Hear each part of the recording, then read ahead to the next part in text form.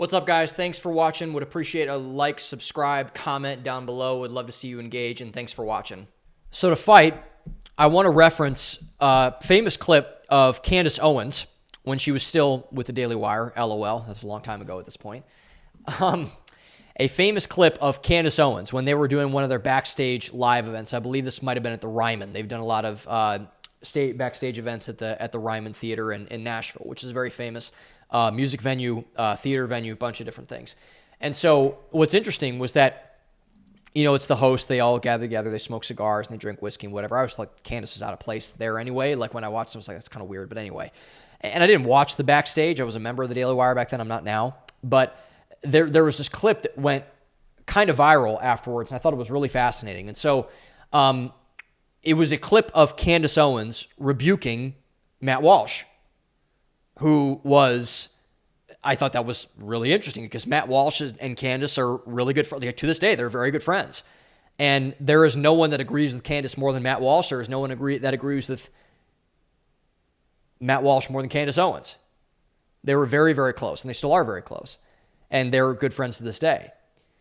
And so, you know, Walsh was saying something akin to like, well, you're straight, white, male, like, blah, blah, blah, like, you're there, you're going to be a target, you're going to be a threat, whatever. And Candace just stopped him. And she was basically like, no, stop pulling that card. Do not pull that card. Stop apologizing. Stop complaining. Stop blaming wokeness. And man up, put your big boy pants on and do something about it. She said, I'm sick and tired of straight white men complaining about woke culture. And I saw that, and I was like, thank God. Thank God someone said that. And I'm a straight white man. Thank God someone said that we shouldn't be quivering in our boots and complaining and moaning about all of our quote-unquote problems, which really aren't problems at all. It's just like, so I saw that and I was like, man, that is so refreshing to hear. And I want to reframe that and put it very, very plainly. So for young people, for men, young men especially, men like Charlie Kirk in that demographic of straight white Christian men, but all people, all men in general. I will say men in general. But if you're still thinking that matters, it doesn't matter anymore. This wokeness, oh my God, like they hate me because I'm white. Like get that out of your head. It sucks. It doesn't do anything for you. So this is, I believe, the greatest charge of leadership that we have faced since the Second World War. This leadership gap that is coming to a head right now.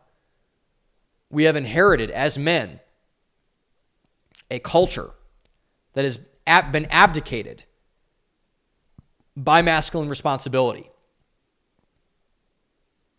We need to pick up the baton and run through the tape with everything that we have. No one else is going to do it for us. We have to do it ourselves. I made an episode about this a couple weeks ago. I'll reiterate it again. It's not okay to be soft. It's not okay to be a victim. Oh my God, they hate me for XYZ reason. Shut up. Shut up. I don't care why they hate you. They probably don't, by the way. But they do hate you in all the ways you're not thinking of. Oh my God, it's my skin color. Oh my God, my professor's woke. Shut up. Man up. Grow up. Don't go to college, by the way. This gap can only be filled by strong men, this leadership gap that we're facing right now. And I love my dad. I talk to my dad almost every single day. My dad was the best worldly dad I could have ever asked for. I'm talking generally about Gen X men for Gen Z here. We must lead where our fathers didn't. We need to step up in the ways that they did not. And we should not, by the way, condemn them for this, okay? But we also should acknowledge that the bar and the standard for male leadership must be raised.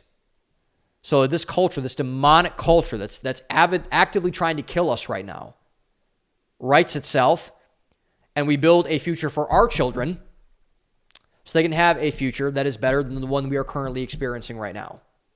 This is the first generation on record, Gen Z, that is not doing as well as their parents.